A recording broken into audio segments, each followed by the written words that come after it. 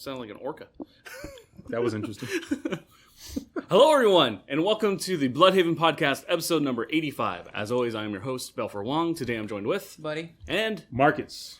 So, quick update for everyone. I just want to reiterate that you guys can watch Tucson by Night in the video format if you sign up to the Bluhdhaven website today. If you guys subscribe to the website, you guys will be getting some exclusive video content that will not be anywhere else. So these video versions of our shows will not be on YouTube. I know a lot of you guys watch our content on YouTube, but it's going to be site exclusive. So be sure to go check it out today. Buddy got to watch the first episode yesterday. What'd you think? I thought it was great. It puts a lot more, like, not necessarily emotion, but just like the fluidity and the chemistry the characters have, really. Yeah, I was really excited to see, like, you guys on screen because you can see, like, you have the visual cues. So, Yeah. like, other than just being able to hear that someone's angry or, you know, timid, you can actually see visually how they're reacting. So make sure to go check that out. We're really excited. Don't forget, the first week of September, our new show, Stratosphere, is going to be dropping. It's going to be available on Spotify, Apple Podcasts, Google Podcasts, and then just like Tucson by Night, the video version of it will be exclusive on Bluhdhaven.com. But with that being said, we're gonna just jump right into the podcast. So we're kind of gonna focus a little bit more on games today. There's a lot of gaming news, but we'll go into some movie and TV stuff on the later half. So, buddy, what you got for us? I got something that's kind of interesting. It's called Black Geyser: Couriers of Darkness, where this game punishes you for being greedy. What is the title of this game? Black Geyser. Okay. That is not what I heard. I heard that too. Don't worry. I heard black guys are yeah, that's what couriers I was like. of darkness. I was Sorry. like, hold the fuck up. Okay, so Black Geyser. Yes. So basically, your actions can influence the corrupting of the spread. If you're too greedy, like demanding extra payment for every quest, for instance, you'll contribute to the infestation that is happening in this area. All right. That's happening in this place. We fixed it. Yeah. So, like, NPCs will be more paranoid, merchants will jack up their prices, scavengers will steal your loot after battles, and at its most extreme, ordinary citizens will turn to banditry, and the dead may even come back to retrieve what they owned in life. So what's the concept of this game? It's a classic isometric RPG like Baldur's Gate and Icewind Dale. But, yeah. Interesting. Games I still need to learn about. You ever play Baldur's Gate? Nah, I never played Baldur's Gate. It's a tabletop, right? No, so it's like a bird's eye view, very similar to Like Diablo and stuff? D&D. Yeah. So it's Dungeons and it's set in the world of Dungeons and Dragons. Baldur's Gate is a Dungeons and Dragons Spinoff? No. It's like an actual Dungeons and Dragons has its own actual world. Baldur's Gate is a city that is set in the world of Dungeons and Dragons. Mm-hmm. So they actually have like an official like world that they've built. Okay. And Baldur's Gate is a very classic RPG. Again, very similar to Diablo, but it's all Dungeons and Dragons. But it's a video game. Yeah, it's a video game. Okay. So I'm pretty sure they just came out with Baldur's Gate 3 not too long ago. Mm-hmm. But I think the first game came out in like 1990 something. It's pretty old. No, I've never played any of those those bird eye view strategy games. Actually, no, I did play one back in the day. Very obscure title. Maybe people know it. It's called Conflict Zone. Yeah. It's like an RPG it's an for RTS, yeah. I think so. Yeah, real time strategy. My bad. With fine. Just actual soldiers. It's kind of like Call of Duty, but over the top. Interesting. So is it kind of like Red Alert and like Command and Conquer and stuff like that? I think kind of like Command and Conquer, but I believe Command and Conquer is like civilization, like military throughout the ages, right? Whereas Conflict Zone was just like modern warfare.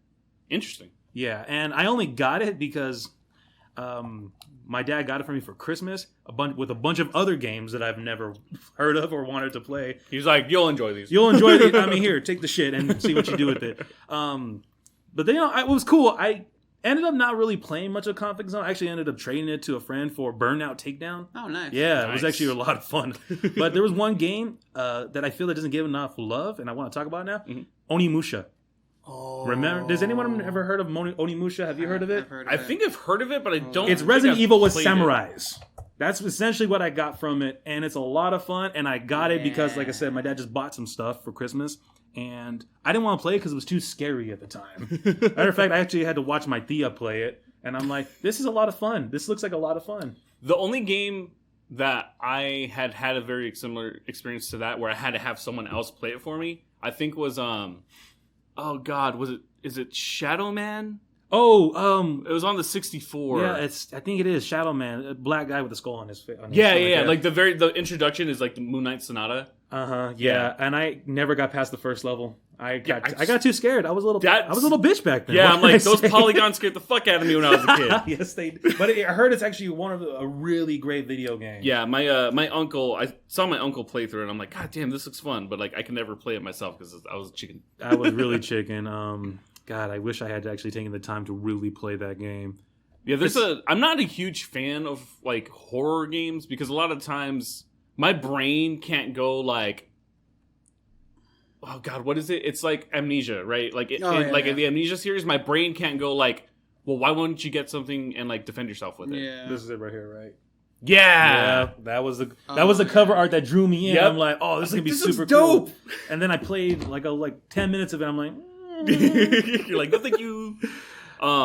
Actually, that was not as bad as the first time I played Resident Evil 3. Resident Evil 3, so we get this. We got a PlayStation. We went to Blockbuster, like the good old days, the Blockbuster days. And, I rented a game. I rented Flintstones Bedrock Bowling. Oh, man. Hell yeah. Classic. I actually own a copy of it still. And my dad decided to rent Resident Evil 3 just because he wanted to try it out.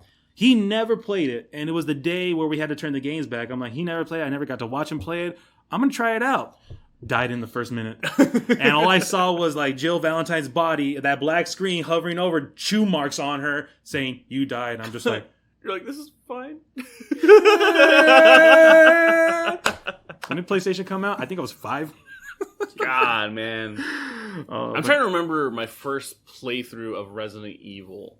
I think I was like... Was it the first game? I played the original one. Mm. God, I think I must have been... Because my dad played it with me. I might have been...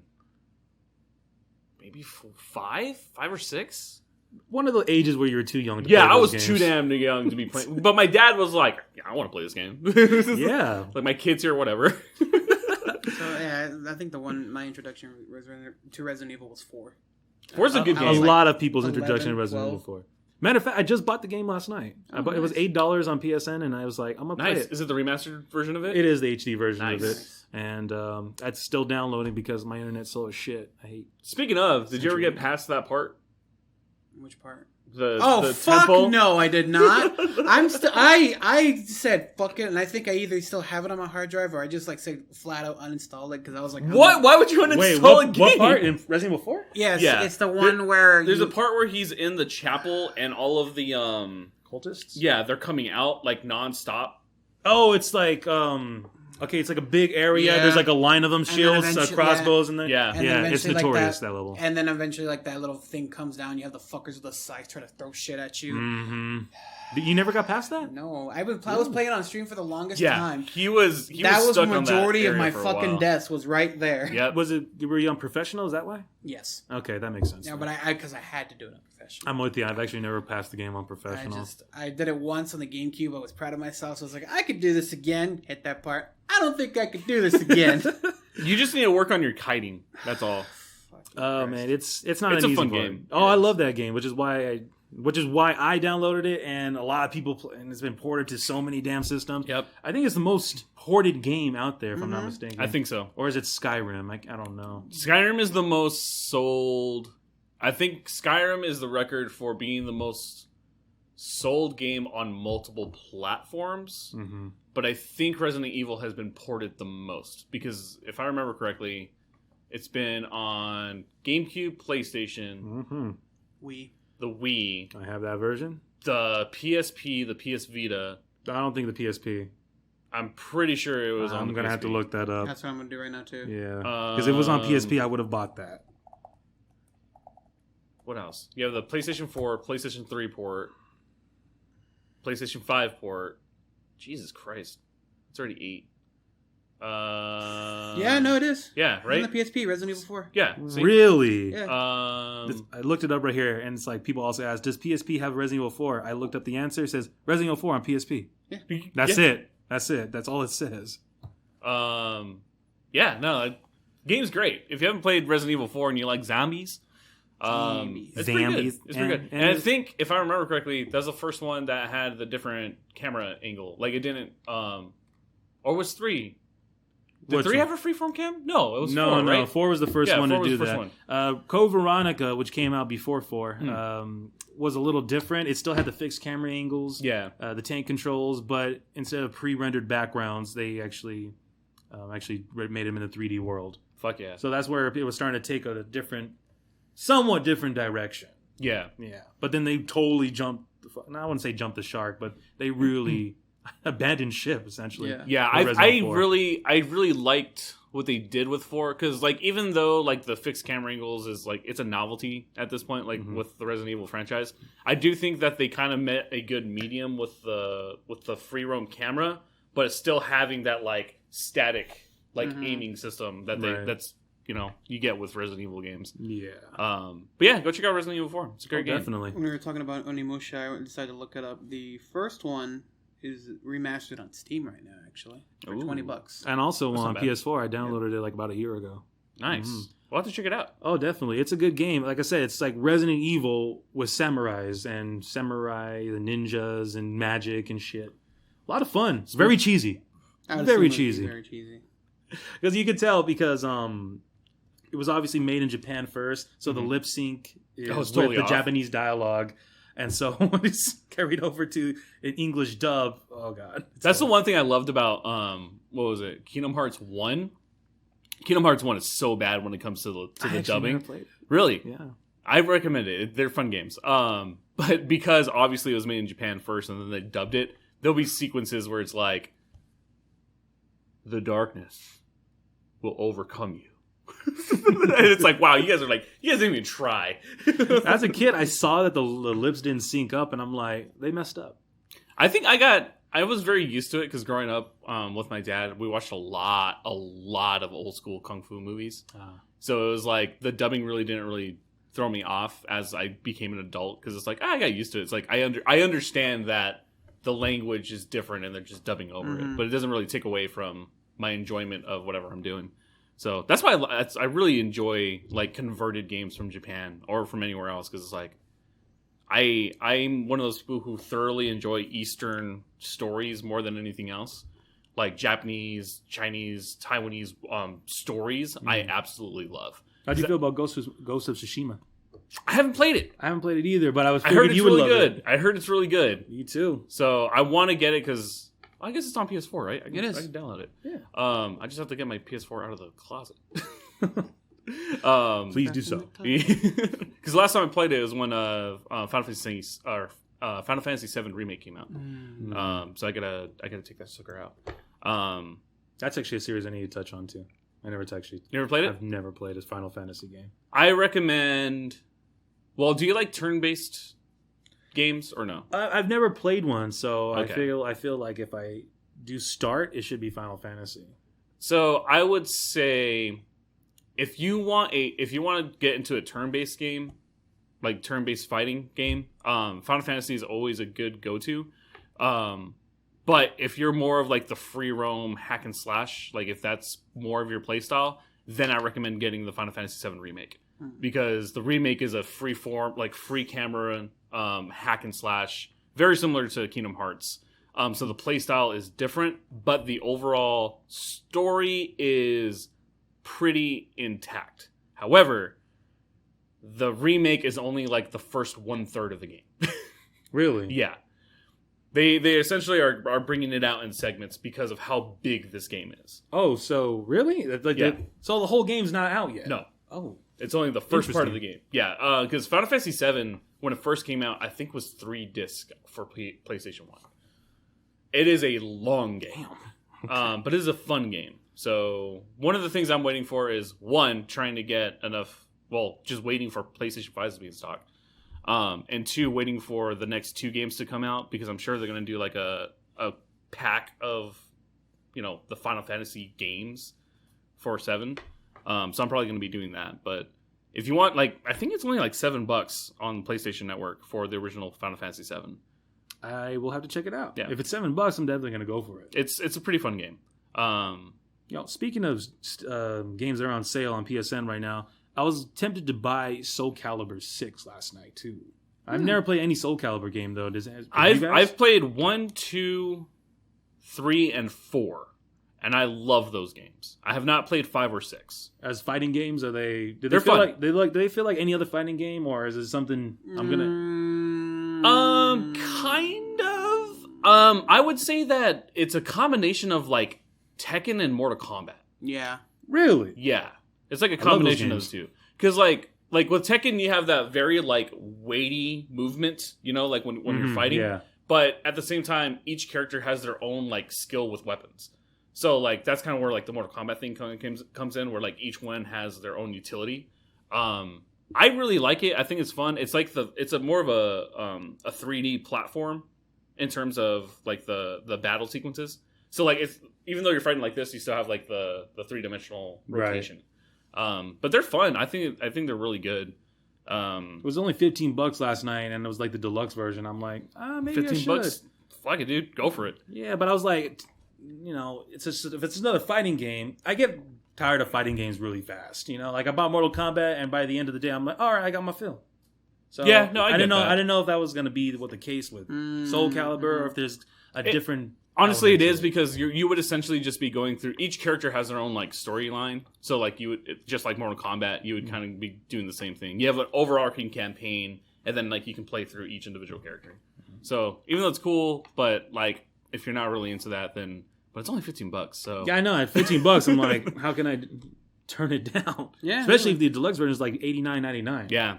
That's the crazy thing. Like, there's so many games that like I miss out on the initial release, but then they come back and it's only like $20 for the deluxe edition. Actually, it pissed me off last night. I bought Doom Eternal about a year ago, and last night was like $10. I was like, damn. Yeah, I mean, essentially, you're just paying for the time. Like, you're paying for the exclusion of being able to play. If you have patience, it'll pay off. Speaking of patience, if no one has The Witcher 3 right now, the Game of the Year edition is on Steam for $10. Damn, really? Yeah, that's 80% off. Jesus. Well, that's a good game. That's the way that I got Hitman 3, because apparently Hitman 3 came out in January, and I had no idea. I didn't know that either. I did not know that it launched in January. Hitman, just like the character itself, their releases are kind of stealthy about how they they're just like, shit, here you go. Yeah, not really. Yeah. So, what was it? Last month, it was on crazy sale on the Xbox store. I got Hitman 3, the deluxe edition, for like $15. I mean, I bet you. I never played. Well, no, wait. I have played the original Hitman games. My homie let me borrow them. They're so good. He has the PS2 collection, and he let me borrow them back in the day. They're great. They're games. a lot of fun. Yeah. I've never finished Hitman 2 though, and I never started Hitman 3. I got to that. If you remember Hitman 2, it's that level in the snow. Yeah, I think you know what I'm talking about. Yeah. Where he has that giant overcoat. Yes, Yeah, that was the one. And I never got past that level. I just stopped playing for some reason. I do that with video games. I just sometimes stop playing for no reason. Well, I think you can, on Steam, you can also get like the Hitman series for like super cheap too. There's like the first, I think, 6 games for pretty cheap. I recommend them because they're a Hitman lot of 2 fun. is free. Hitman 2 is free? Yep. The old one, PS2 version? The original one?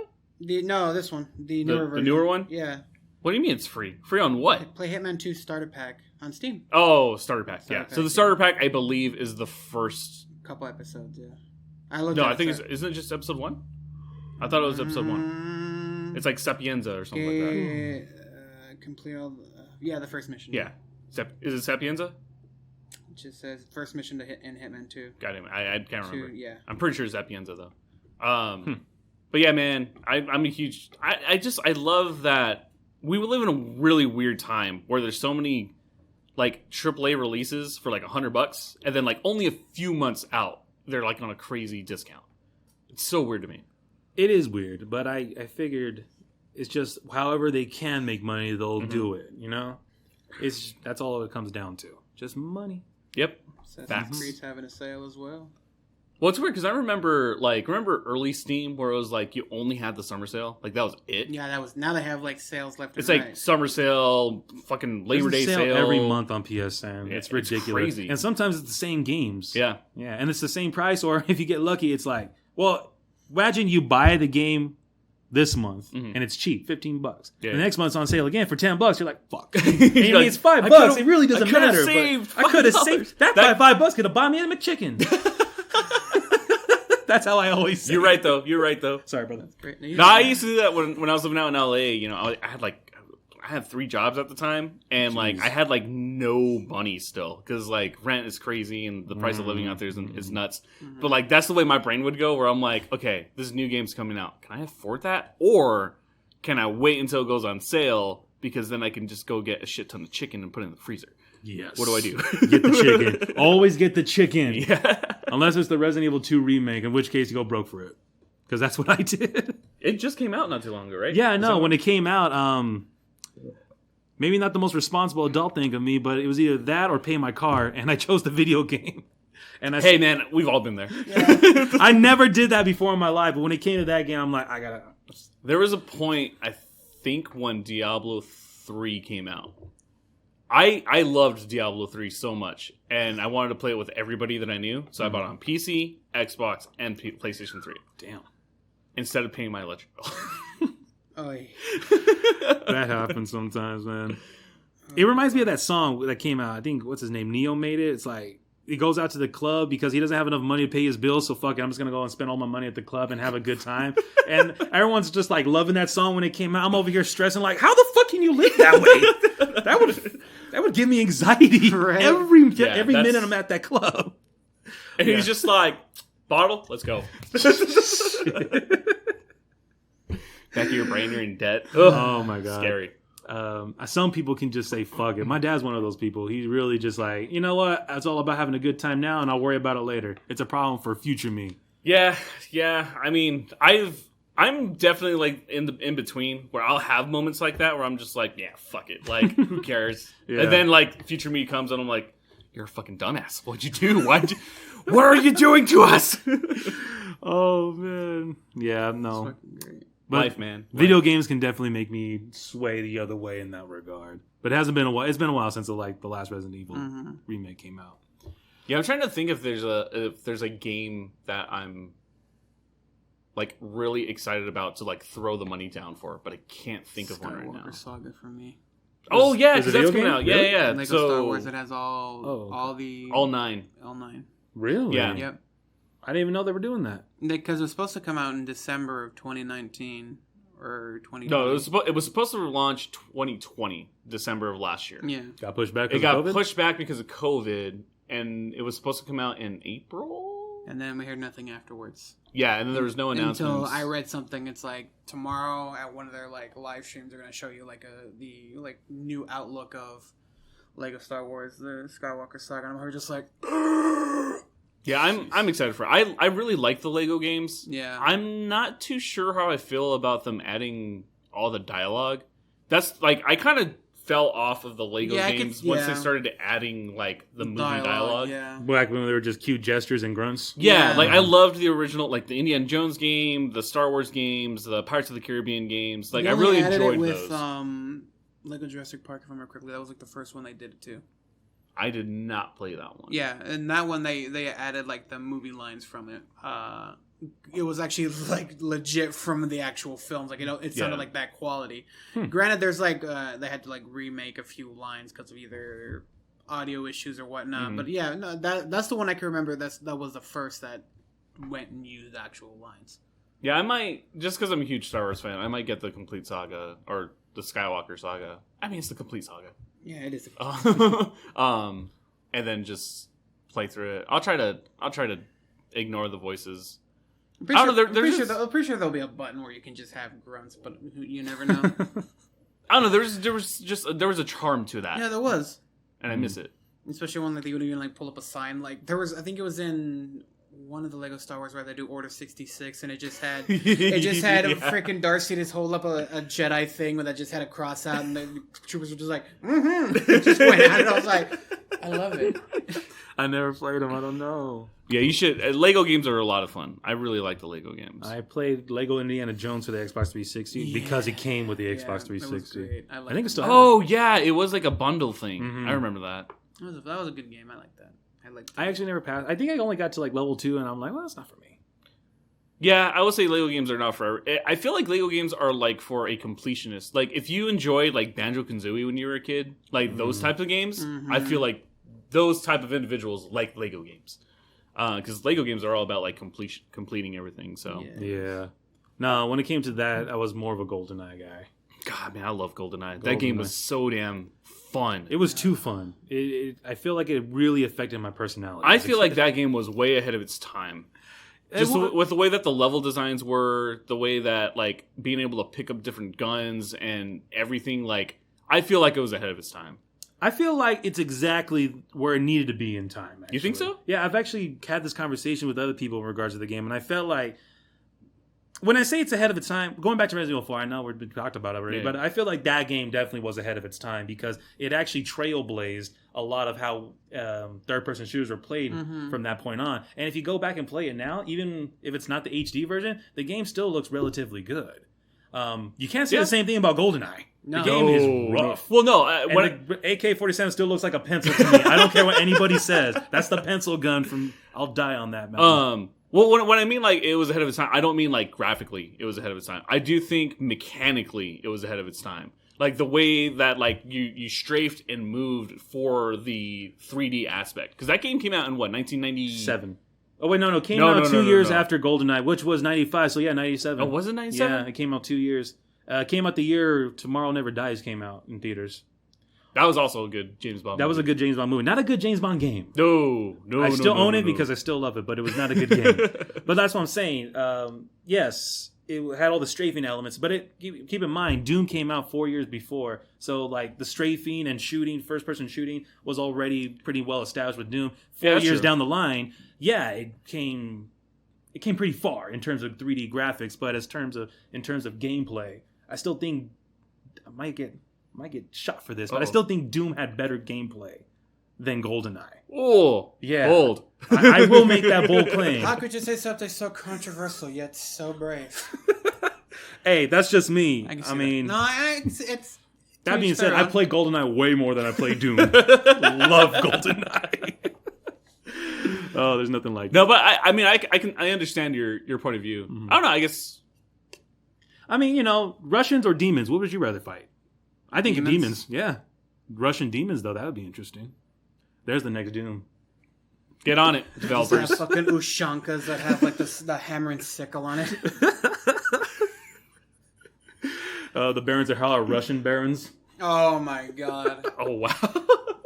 And like the freaking like the skull things that I mean, they're already red. We already have that going for us. The one instead of the whole trumpet of the did you start playing the fucking Soviet anthem on that fucking thing? Oh my god. Oh my god, a hardcore metal version of the Soviet anthem. Mick Gordon, get on that shit.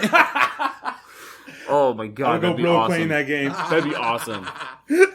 All right, developers, get on it. Even if it's a DLC, get on it. God, that'd be so fucking great. But with that being said, we're going to take a short break right here, and we'll be back in just a few minutes. Be sure to check out the official Bluhdhaven t-shirt by going to www.bluhdhaven.com/store. And welcome back. So like we said in the very beginning, we're going to talk about video games for a little bit, but now we're going to kind of jump into something that a lot of people have been screaming about on Twitter. The new Spider-Man No Way Home trailer just dropped. Yeah. Holy shit. There's a lot of shit in that. So if you guys do not want to hear anything about the trailer, recommend don't listen to the second half. Too damn bad. We're talking because we're going to be talking about it thoroughly. So the trailer dropped yesterday, but on Sunday evening, like around 7 o'clock, there was someone who recorded the trailer on a phone. So it was a horrible I didn't know that. Quality of the trailer, but it was like a pre-rendered version of the trailer. So like the regular shots were there, but it was like the pre-visuals of like the scene with Doc Ock, like all the CG stuff. It was all like polygonal and just pre-visuals. That's all it was. people were losing their shit online. And I was like, that's smart. That's smart marketing. Like, there's no way that Marvel did not do this themselves. I mean, they learned with Deadpool and Ryan Reynolds. So. Yeah. So I'm like, because they've been on the hush-hush about this for so long, like, keeping things really good. Like, there has not been a lot of leaks. And even, like, Kevin Feige was like, there's not going to be a trailer for Spider-Man, blah, blah, blah, blah, blah. And as soon as that launched out, as soon as that really bad quality video came out, I'm like, you sneaky sons of bitches. I'm like, now you're getting everyone talking about this, which means you're dropping this fucking trailer tomorrow. Lo and behold, they dropped the full trailer. Official trailer yesterday. And, like, I was talking to one of my friends last night, and they're like, no, they can't drop a trailer because look at those pre-visuals. I'm like, dude, that's probably an old-ass, like, that's probably the trailer that someone had. And I guarantee you, all the pre-visualization is done. I need to see this because I didn't know what you're talking about. Yeah, you should check it on out. YouTube. Or? Yeah, you should. I found it on Twitter because it was going around Twitter, but I'm sure you can pull it up. Yeah, I'll take a look at it later. But because I mean, like it's just the pre-visuals. So it's like you have like white backgrounds and like grayed out areas for the 3D concepts. But I'm not sure if I'm entirely sold on this one. A little bit. On your side with that one. And for me, it's because of how it's happening. Even in the trailer, I was a little disturbed that it was just Doctor Strange fucking something up. Yeah. I was like, oh, that's how they're going about it? Okay. Yeah, I'm a little... So quick rundown of essentially what happens in the trailer. You have Mary Jane and Peter talking about a newspaper article that I'm assuming the Daily Bugle had published. Talking about Peter Parker being Spider-Man. Because if you did not watch the second one, essentially at the very end, it is everyone knows that Peter Parker is Spider-Man. So it opens up with the entire world knowing that Peter Parker is Spider-Man. So I'm assuming that like his family and friends are like in some type of trouble, either by like the paparazzi or some type of antagonist of some sort. But then it goes... J. Jonah Jameson. That's the antagonist. I'm already calling Yeah, can we also talk about that? I'm so happy they brought back J.K. Simmons for that role. Because, god damn it, that man was a perfect J. Jonah Jameson. I love him so much as and then he's coming back and reprising the role in this one. So I'm excited for that. But I find it so weird because I think the second Spider-Man movie is really the only one where he kind of thrived on his own. But even then, he really didn't because he had, like, Tony's like glasses and whatever, right? And I feel like they're kind of discrediting Spider-Man like as a character because like now in this one he's going for Doctor Strange for help, and it looks like Doctor Strange is going to be a very prevalent character in this one. And I just feel like it kind of does the character injustice. It's like because like Iron Man has had his own movies, Captain America has had his own movies, but like those characters were able to thrive on either the like themselves or they're supporting characters in their specific like not realm but like their own universe. I feel like Spider-Man's kind of getting the shit end of the stick where it's like he has to rely on other characters to solve his problems. Because you mean like since the beginning, since what was it? No Way Home? No. What's the first one? Homecoming, yeah. Tony Stark was there. Right. And the second one, Tony Stark wasn't there. He wasn't there, but like his mechanics and stuff were there because spiritually Tony was there. Yeah, exactly. So it's like he's relying on other people, which for me as a Spider-Man fan, because I love Spider-Man, it leaves a bad taste in my mouth because it's like Peter is smart as fuck, and like I feel like we haven't really gotten to explore how smart he really is. I think, and just by you talking about this right now, this is what I'm assuming. I think him coming into contact with the other versions of himself in this movie is how he learns to be a better Peter Parker, and probably will get you what you want out of the character. I really hope so. I think that's what's going to happen because now they'd be like, how can you maintain being Spider-Man, Tobey Maguire Spider-Man? Yeah. Well, Tom Holland Spider-Man, this is how I did it. What about you, Andrew Garfield Spider-Man? Oh, this is how I did it. That's how I think it's going to go. Yeah, I am very excited to see that. I don't know. I also feel like this is getting to the realm for me personally that a lot of people had gripes with like the DC stuff where I feel like they're kind of like throwing too much into one thing because it's like you're dealing with the multiverse because of Doctor Strange, right? But then you're trying to bring in all these different elements from the Spider-Man universe, like the cinematic universe, And it's like, how are you going to fit that into like a 2-hour movie?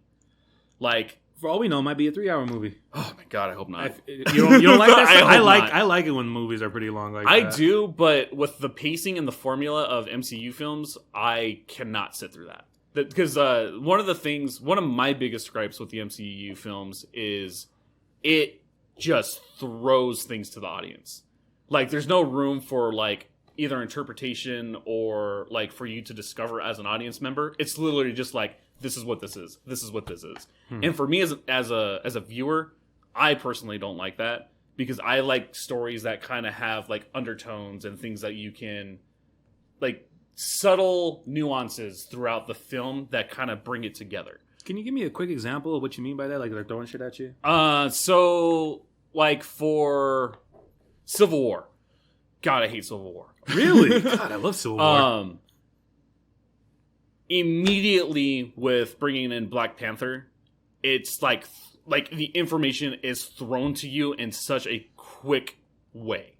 In a way that like you don't really feel too much for the character as a whole. Like, yes, his father dies during that conference, right? Mm-hmm. So you get his motivation. But what is the reason for him doing what he's doing with the Avengers? Like, why is he with the... Like, I get that he's chasing down Bucky. That makes sense. But it's like, okay, but during the entire fight sequence, why does he, as an individual, fight with them? To me, it doesn't make sense. Like, it gives you just enough to where you're like, okay, like, it suspends my disbelief or whatever. But for me, like, I want there to be more structure to why they're fighting together. I guess, like, even throwing Spider-Man in there, too. It was like, there's no real reason why Parker needs to be there. But he's like, hey, what's up? And it's like, okay, that's, like, super fan servicey. It was. I will admit, that was a very fan servicey moment. And I ate that shit up like a buffet. I was like, give me my Spider-Man fix. And I get it. And you know, like, for them, it works. Like, for the MCU movies, it works. You know, they drop stuff in for the fans because they know that they're going to eat it up. They know, like, if you showcase it, they're going to be like, woo! But for me, as a storyteller, it doesn't make sense, and that's what bothers me.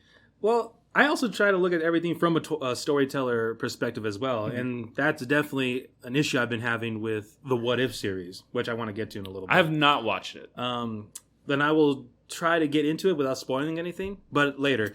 You can spoil it. I don't care. Like, you don't care for it? I'll probably eventually watch an episode or two, but like, there's only 2 episodes right now. So, okay. Yeah, so I recommend it because I like the What If thing. Yeah. I like What If in any situation.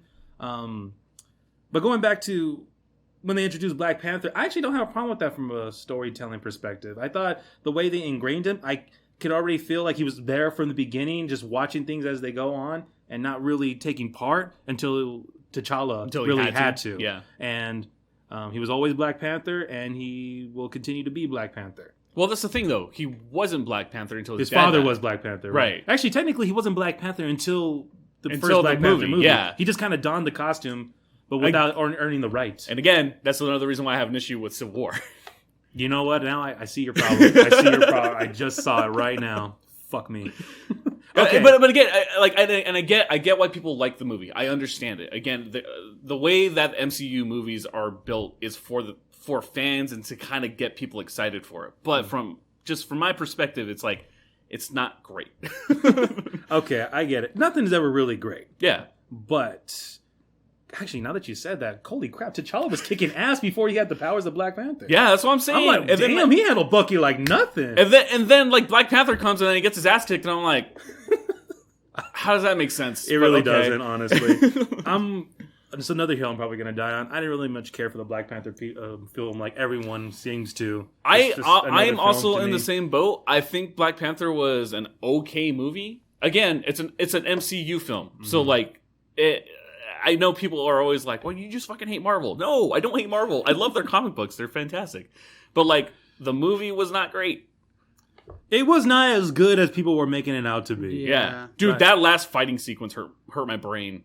I can't even remember it. So there's a fighting sequence with Black Panther and Killmonger. Killmonger, and they're fighting in a black tunnel with their black suits, and I'm like, oh my god, whatever director put this here, I want to shoot. Like, why would you do this? Like, because the CGI technically isn't bad, but because it's shot in a black area with black suits, your eyes like can't focus correctly, so it looks weird. Like, rewatch that entire fighting sequence. Yeah, it's just, and then I get really annoyed because they're Aquaman came out not too long after, and it's like very similar storylines. And I'm like, this really sucks because I love Aquaman. Hey, no shit. I didn't notice that. Oh yeah, it's two individuals trying to fight over the crown. Yeah. And I'm like, God damn it, because I love Aquaman with a passion. I think he's a fantastic character. His lore is amazing, and I also think T'Challa is a fantastic character. But these two movies came out way too close together, where everyone's like comparing the two. I'm like, no, like there's a lot of similarities, but I feel like you cannot compare those two movies because they're different for the characterization. Because the characters themselves are so different. Mm-hmm. But I can talk about that shit all day. But so what if, right? So what if is a Marvel cartoon series where they're essentially flipping stories on its head. So, for instance, I think the first episode's with Captain Carter. Captain Carter. So instead of Steve Rogers becoming Captain America, she takes the super serum and becomes Captain I honestly didn't like the reason why she took the serum. It was very...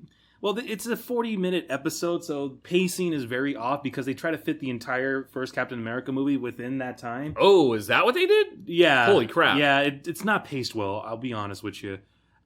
And also, it messes with a lot... They do something to Steve that I'm just like... That messes up an entirely another hero's story up.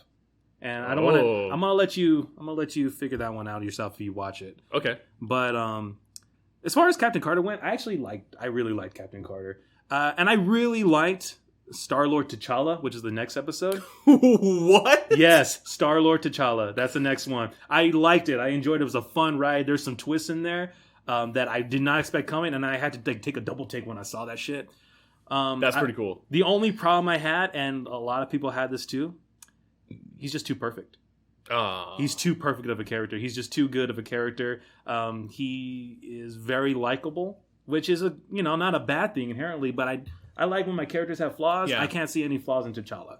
Damn. No. And another 40-minute episode. They didn't try to fit Guardians of the Galaxy into that one, though. Maybe like the first 10 minutes or so they did. But Guardians of the Galaxy, it kind of takes its own turn after that. A really interesting turn after that. Yeah, I'll have to check it out because because essentially these are just fan fiction stories. They are essentially, and I like to say Chadwick Boseman actually did voice T'Challa. Yeah, this is his last official acting credit. Rest in peace. So I'm actually really bummed because I think that was an amazing casting choice for the character. I did not expect I never heard of Chadwick Boseman up to that point. I think a lot of people didn't hear about him too, and he killed it. Yeah, that man was a fantastic actor. Mm-hmm. Yep. So rest in peace, my dude. We'll honor you by watching What If, as well as some Black Panther. And I'm sure the new Black Panther, they're going to have some type of... They'll do justice. Yeah. I'm sure they will. I hope they will. Well, we'll see. But yeah, were you able to find the No, I wasn't able Spider-Man thing? I wasn't able to find like what you're looking for. It kept showing like the actual trailer and people putting memes of it and everything else, but not what you want, not what you were looking for. Yeah, I'll try to find it for you guys because I was like, this looks horrible. But I'm excited because, with the Spider-Man thing, we kind of brought it up. Tobey Maguire's Spider-Man's coming in as well as Andrew Garfield. Because it also, in the trailer, you can see that Doc Ock, the from Spider-Man 2, is coming back in. Yeah. That man's an amazing actor. He's a great actor. That CG looked horrible. Yeah, it looked a little weird. I look at it now and I cringe. I'm just like, I mean, I know why they're doing it, and it's just the technology at the time. But have you seen like these videos where they take movies where they de-age some of the actors, but just face swap them instead? Yeah. And it looks way better. Way better than Why don't we just do that? It'll save you tons of money. I don't get why they're not doing that. Maybe I don't understand why they don't face swap and do additional CG to it. Because combine the best of both worlds. Yeah, because then if you have the face swap, then you're just dealing with a different plate, and then like you can what's it called? You can like blend them together, and it makes it look nicer. Because then you don't have that weird like Uncanny Valley look, where like their lips don't move for some reason, right? Like, or like there's something wrong with their upper lip because they try to get rid of mustache. I can't watch that.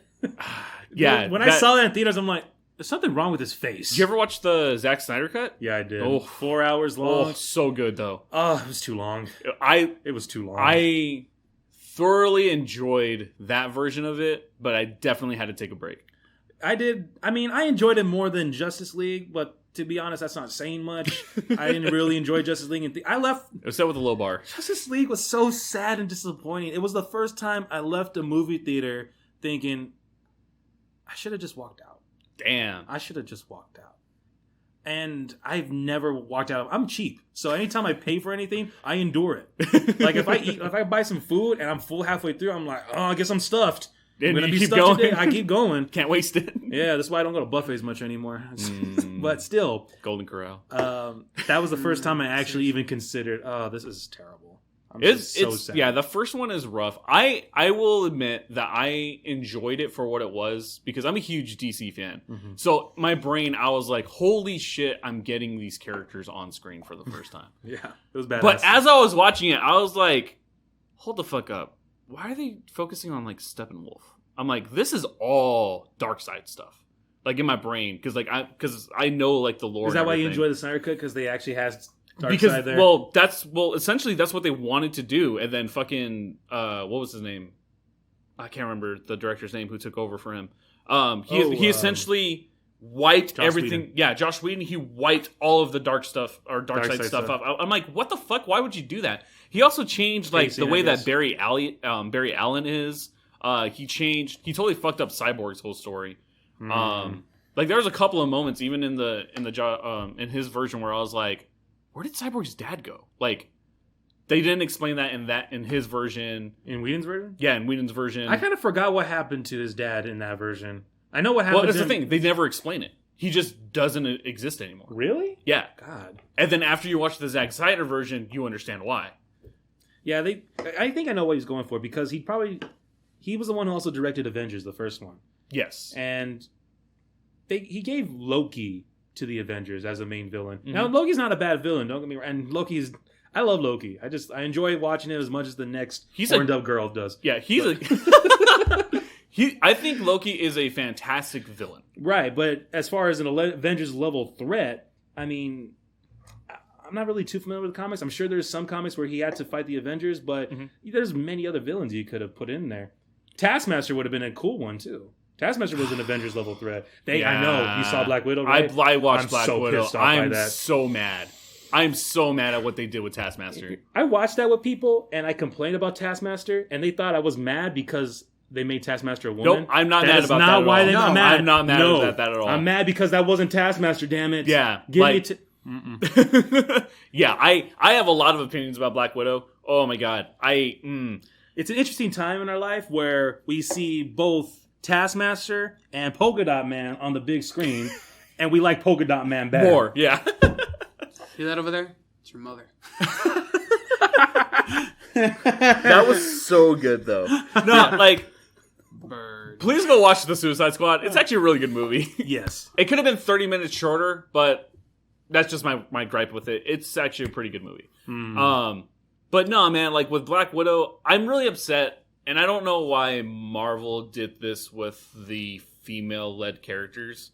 They should have had both Captain Marvel and Black Widow in Phase 1. Plain and simple. Really? Yeah. What do you think? How do you think they could Because pull that off? those two movies are straight up Phase 1 movies. Oh, that's what you mean. They're just straight up Phase 1 movies. Okay. Yeah, they do seem very Phase 1 now that you say it. Yeah, like it bothers. Especially Black Widow. Yeah, it bothered me because it's like these are stories that don't have any real effects to the current storyline that you guys are trying to do. Mm-hmm. Like at least with like Iron Man 3, like you had the progression of Tony dealing with his PTSD of what happened in the Avengers. So like you can follow the story track with that. Right. But I have this really big problem with prequels, where I personally don't like prequels because you take away from the overall storyline. Like when episodes 1 through 3 of Star Wars came out, I was like, okay, Yeah. like I guess it's like this is Anakin Skywalker. I'm like, okay, he's gonna be Darth Vader. This is Obi-Wan Kenobi. All right, he's gonna be fine. Yoda's fine. I don't know any of these people are. They're probably gonna die. Episode 3 came out. Oh look, everyone's dead. It worked out for me because I watched the prequels first. Yeah, no. I remember being in the theater 1999 watching that with my dad. Yep. It was an interesting I time. remember that. Yeah. I actually enjoyed it, but then again, I had nothing to compare it to. Right, and I think that's great for people who haven't been exposed to the story. I just think for me, because I was exposed to the first few stories and then I went back, I was like, this just doesn't make sense to me, because it's like, do I need this story? Does it change anything that happens in the stories that I've already seen? No, but it's the story George Lucas originally wanted to tell. He wanted to tell the origin of Darth Vader first, but he just felt like the visuals weren't there, or he just couldn't make it happen, so he skipped ahead. which is really weird for me. Like, I know people love George Lucas. I get George Lucas was a pioneer for his time. I get that. In terms of in cinematography and effects, kudos. I don't know how true that statement really is. That I know he said it, but I don't know if that is really true. Because I mean, he wrote the first book. Well, not the first full book, but like he wrote the entire thing from that point after the codes get stolen. Like that's where it started. The codes get, you mean so in Rogue One? Yeah. So like, He wrote that story first? right after that is what he wrote, because there's like an entire book. There's an entire, you can look at this online too. Like there's an entire sequence of events that like he wrote this first and then wrote the screenplay, and then that's where he was trying to get funding for it, and then he directed another movie. I can't American remember. Graffiti. Yeah, he did American Graffiti, and then from that he got funding for Star Wars, because then it was a shorter budget film. But that's why like when he came out and said that, I was like, I don't know how true that statement is, because the events that occurred say otherwise. Well, I do. Now, I don't want to say I know, because like I said, like you said right now, you don't know how true that is. Yeah. I heard that too. I believe it because he said it, but I've also been in a point in my life where I say something about a story I'm writing, but it's not completely true. Right. But it's because right. I'm not lying. It's just because of my shit's Your mixed brain. up in my head. Yeah. Like I'm not saying that like the concept wasn't there. In my brain, I'm just well, like... he started with Darth Vader. That's what he said. Right. Like, this first character he ever created was Darth Vader. So he definitely wanted to make a universe around that character. And I know what that feels like. Yeah. And I can see why he would want to start off from the beginning with them. But I also can see, like, where the visuals of the early mid-1970s... 1976 is when the first one came out, right? 1977? 8? I think it was 78. It was 78, I think. Because, it was 78... 80, 83, I think. Well, at the time, you can tell the visuals just weren't there. Which is weird to me. I don't know. Because, I mean, we can speculate all we want, because obviously time has already happened. And I have speculated this with many people. But for me, it's like, okay, I get that the visuals weren't there, but then why change the visuals so much? So, like, one of the things that I hate about the prequels, right, is the stylization of the prequels. The technology looks much more sophisticated Yes. in the prequels than it does in the original Yeah, trilogy. Yes, that has been a gripe with me for a while as well. Hate that so much. Because it's like, all right, I get that you wanted it to look a certain way, but you've already established that this world looks this specific way. Yeah. So then why don't you just go and kind of tweak it in a way that makes sense? 1977. Yeah. we Was were it so 77, 80, 83? Yeah, okay. 99, 2002, 2005. Because I think that's the one thing that I love about the new trilogy. The new trilogy is really bad, but I do thoroughly enjoy that they kept within the theme of the original trilogy. Yeah. Like the way that the targeting computers are, the way that everything looks stylistically, it makes sense. Right. All I can say in that regard is sometimes you get a little over... It's over something. Overzealous? Yeah, there you go. yeah. You're a little overzealous with your own creation, and you start taking things to a whole... There's a story I was writing a while back that was a post-apocalyptic story, and I started taking a turn to where it felt very Matrix-like. Oh, boy. And I was like... And it was to the point where there's Kung Fu involved. And I'm like, wait, hold up. Like, backstep. hold And I was really just...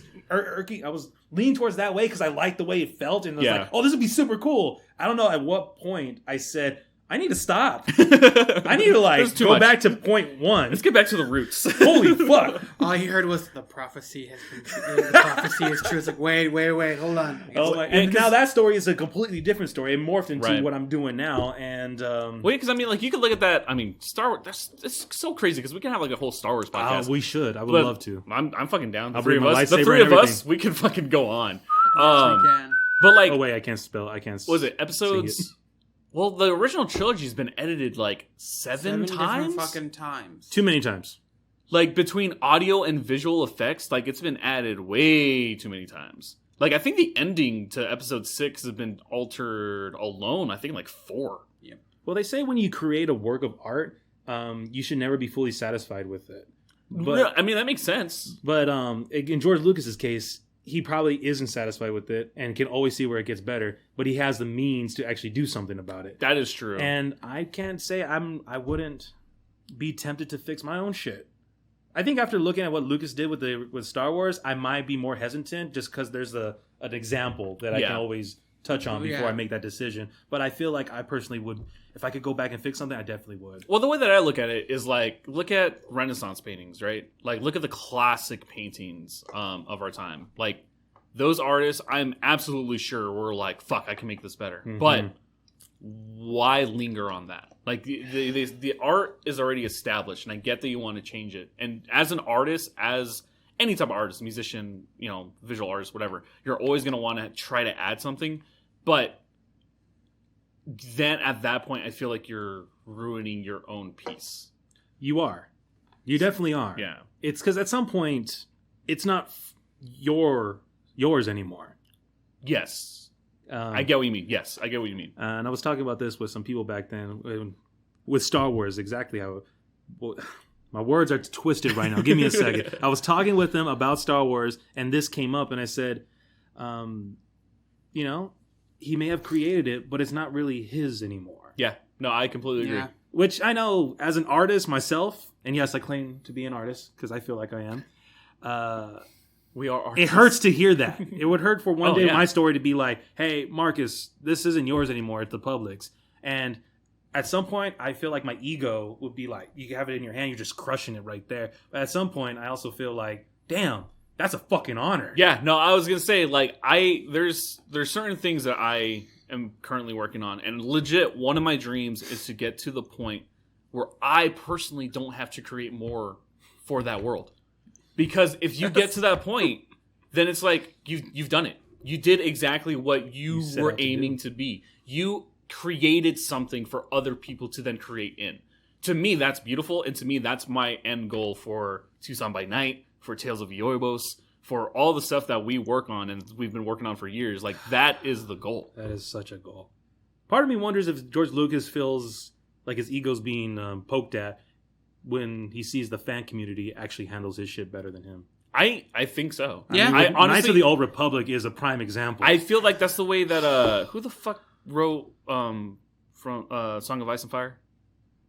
Song of Ice and Fire. Why is that from Game of Thrones. Oh my God. Wait, was that not Martin? That's George R.R. Martin. George R.R. Martin, yeah. I feel like he's the same way. I feel like one, I don't like the way that he writes because he doesn't actually have a timeline and shit. But I do feel like the reason why he has not created the last book is because he sees so many other writers creating far more complex and compelling stories.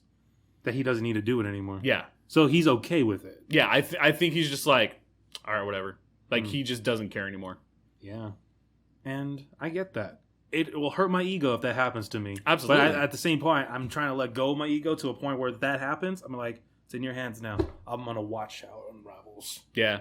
I feel like that's the only thing that you can really do at that point. Because even if you intervene, then it's a double-edged sword.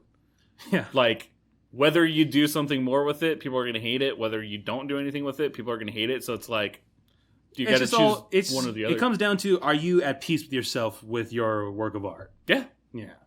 And for most artists, no, you're not. Never will be. But you got to learn whether or not you're more okay with it than you're not. Yep. I completely agree. Mm-hmm. Man, this shit got deep. Yeah, it can get deeper. It can get deeper, definitely. Well, with that being said, we're coming up on time here. So, buddy, do you have any recommendations for people to watch for this week?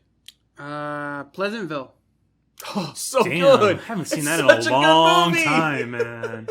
It Wow. has is it Reese Witherspoon, Tobey Maguire. Tobey Tobey Maguire. Maguire, and a few other people. I can't remember the milkman's name. He's very well known too. I can't remember. Actually, I can look it up. So basically, what it is basically like this: the Tobey Maguire and Reese Witherspoon. Don are Knotts. That's who it was. Don Knotts. Yeah. Are siblings.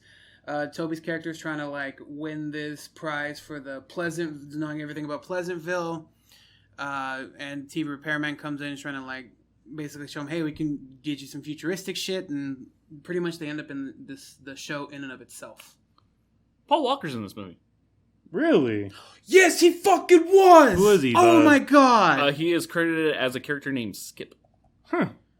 Yes, I fucking Now that's holy shit. That clicked in my head. Oh my god, I can see his face now. Oh Jesus. I see Christ. a Pleasantville Fast and Furious crossover in the future. It's all in the same world. Fast and the Furious 10. Speaking of which, have you guys saw that old Back to the Future 4 trailer where it just shows the DeLorean in Tokyo and Vin Diesel's driving it? Oh no! I You have not seen that? I have to watch this It afterwards. is very fast. Oh, it's my like God. 1 minute long. It's hilarious. I have to watch I'll this. pull it up right now. That sounds fucking crazy. But yeah, go watch that. It's actually pretty. It's pretty funny. God, no, I haven't seen that in such a long time. Pleasantville's a good movie. Jeff Daniels is in that movie too. Yeah, Jeff Daniels, yeah. really? Jeff He Daniels is in that movie. plays like the. Is he the father? No, he was the guy that worked at the diner. Yep. Oh, man. It's like I've been waiting for you to open up, and I just was wiping the same spot. And Oh, shit, what happened? Uh-oh. That's not good.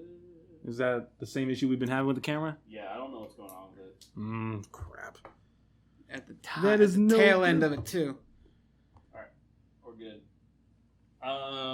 Well, my suggestion is going to be, it's a brand new movie that just came out. Go watch The Green Knight.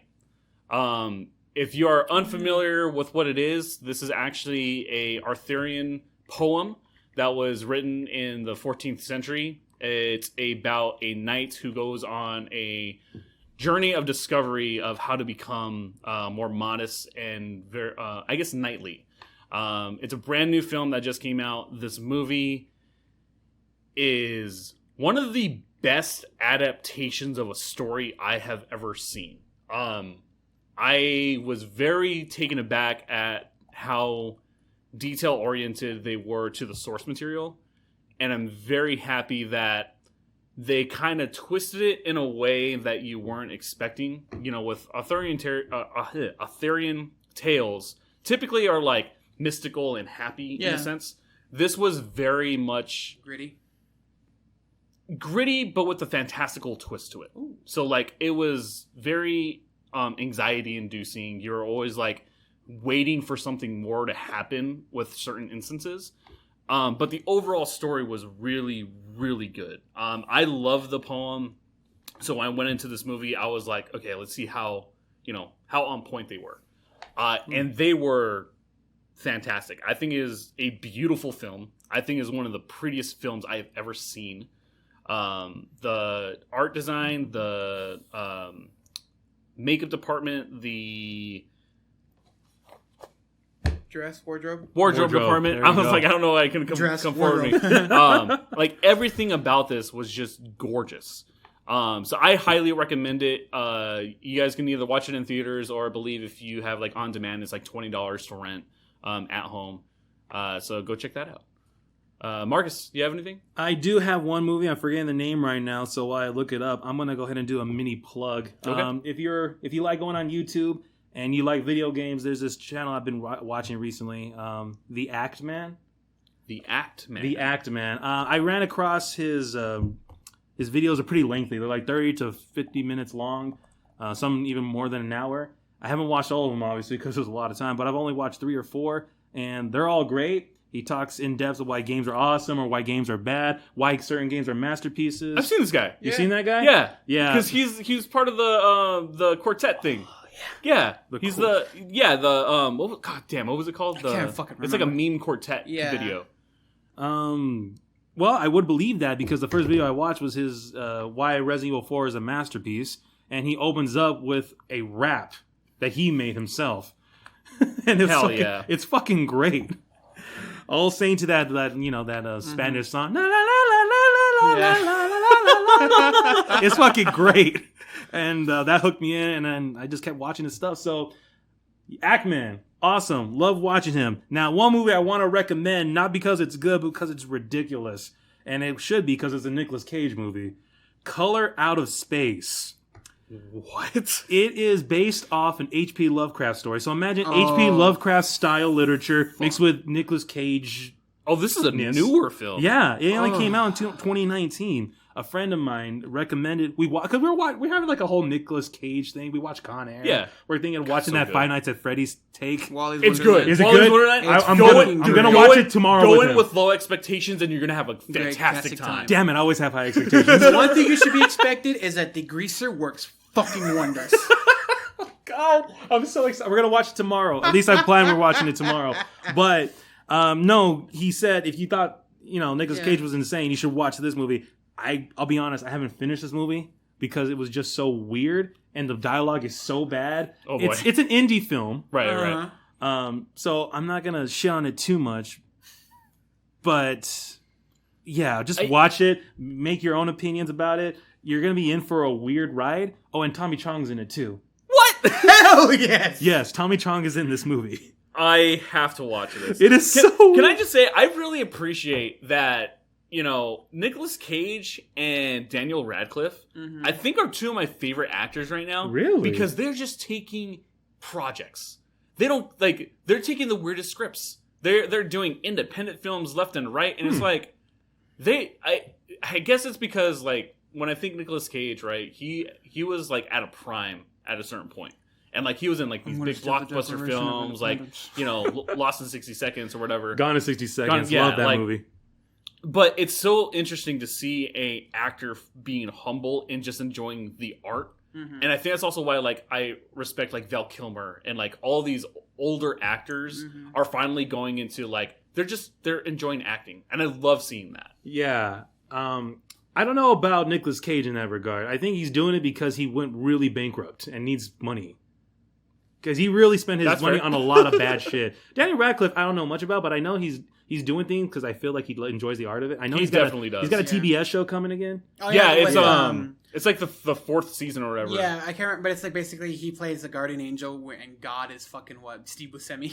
Oh no, it's no, it's different. It's a different project. Yeah. Oh, is it the?